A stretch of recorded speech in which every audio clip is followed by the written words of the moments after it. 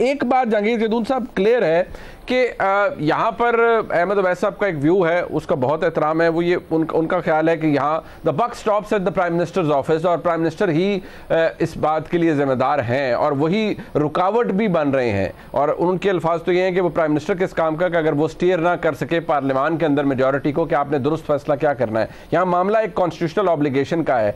आपके नज़दीक हुकूमत ने या वज़ीर आज़म पाकिस्तान और काबीना ने डिफाई किया है ख़ास तौर पर 4 अप्रैल का ऑर्डर, और उसके बाद अगर पार्लियामान के अंदर कुछ गया है तो ये बकौल जैसे अहमद अवैस साहब ने फरमाया कि एक प्लानिंग का हिस्सा है। तो अगर प्लानिंग की गई है तो फिर उसके ऊपर तो सुप्रीम कोर्ट बात पुरस कर सकती है। आपका क्या व्यू है इसके ऊपर? जी बिस्मिल्लाहिर्रहमानिर्रहीम, बहुत शुक्रिया। देखिए अवैस साहब माशाल्लाह बड़े पढ़े लिखे वकील हैं।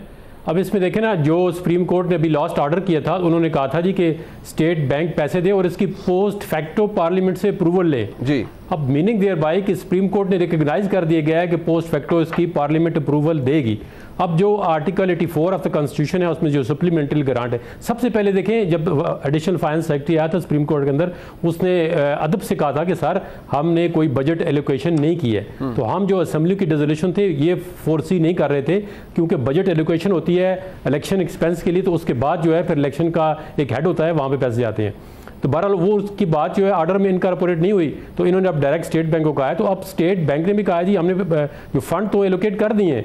अब फिर मुस्तफ़ा इम्पैक्स के सुप्रीम कोर्ट ने खुद ही कहा है कि कोई प्राइम मिनिस्टर जो है वो अकेला डिसीजन नहीं ले सकता। तो प्राइम मिनिस्टर वो is the buck, why is the buck stop with the prime minister? Absolutely not, because Mustafa Impex में सुप्रीम कोर्ट ने कहा जी it is the collective responsibility of the prime minister and the cabinet. और cabinet ने अपनी तरफ से approval दी है, ठीक है जी आप करें, लेकिन आगे जो कायमा कमेटी है या पार्लियामेंट है जो उसकी कॉन्स्टिट्यूशनल प्रोविजन है उसको अगर कंप्लाई नहीं करती तो सुप्रीम कोर्ट तो पार्लियामेंट को नहीं डायरेक्ट कर सकती कि आप पोस्ट फैक्टो अप्रूवल दें। How the supreme court can direct parliament के लिए आप इस चीज़ की अप्रूवल दें इसकी ना दें? वो तो अपना इनका डोमेन ही नहीं है पार्लियामेंट के अंदर इंटरफेयर करना। सुप्रीम कोर्ट ने ठीक है इस पे 2 राय हो सकती हैं कि जी उन्होंने ये जजमेंट इस तरह नहीं दी है। अब इसकी मैं आपको बड़ी वाज़ेह मिसाल देता हूँ कि एक बड़े हमारे मज़्ज़ज़ बड़े अच्छे जज साहब हैं इस्लामाबाद हाई कोर्ट के, उन्होंने लोकल गवर्नमेंट का रात को 6 बजे कह दिया कि सुबह इलेक्शन कराएं।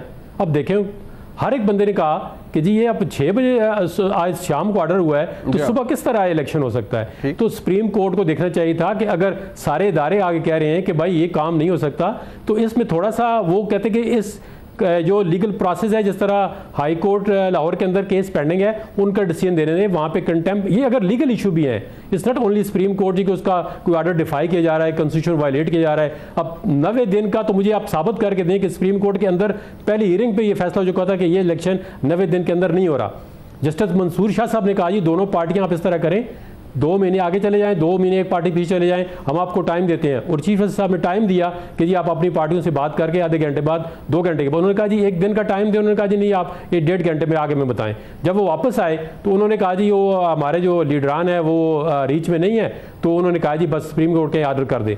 अब ये 90 दिन का मैं चैलेंज करता हूँ कि वहाँ सुप्रीम के अंदर the day first he supreme Court ने खुद कह दिया था जी कि 90 दिन के अंदर ये इलेक्शन मुमकिन नहीं है। बिल्कुल। अब ये देखें ना, आज जितने में प्रोग्राम देखते हैं, आप भी देखते हैं, इन्होंने रट लगाई जी कॉन्स्टिट्यूशन की वायलेशन हो रही है, पाकिस्तान इधर से उधर हो जाएगा। भाई जब अभी आप 2 पार्टियां अगर लेट से सुबह तरीके इंसाफ आ जाती है, कहती है जी ठीक है जी हमें अक्टूबर में इलेक्शन जो है एक्सेप्टेबल है, तो फिर क्या कॉन्स्टिट्यूशन की वायलेशन हो जाएगी? कॉन्स्टिट्यूशन टूट जाएगा, खुदा ना खास्ता पाकिस्तान तबाह हो जाएगा। ये देखिए इस तरह नहीं होता। या तो आप कॉन्स्टिट्यूशन पे मनो जिस तरह उसकी ए से लेके जी तक तमाम अमल हो रहा है कॉन्स्टिट्यूशन के अंदर, बट जहांगीर जदून साहब एक बात, एक तो ये कि मैं क्योंकि खैबर पख्तूनख्वा के हवाले से उनकी रिप्रेजेंटेशन नहीं हुई, हाँ। वो अलहदा हो गए, तो वहां पर भी तो 90 दिन का क्लॉक चल रहा है और वो तो खैर उससे अब आगे भी जा रहे हैं और वहां कोई डिसीजन नहीं है, कोई पता ही नहीं है कि वहां पर इंतखाब होना कब है। बट मैं एग्जैक्टली जी आप मुकम्मल कर ले अपनी बात। मैं ये कहने वाला था कि अभी वही जो है पिटीशन गई है सुप्रीम कोर्ट के अंदर, उन्होंने ऑब्जेक्शन लगा दिए,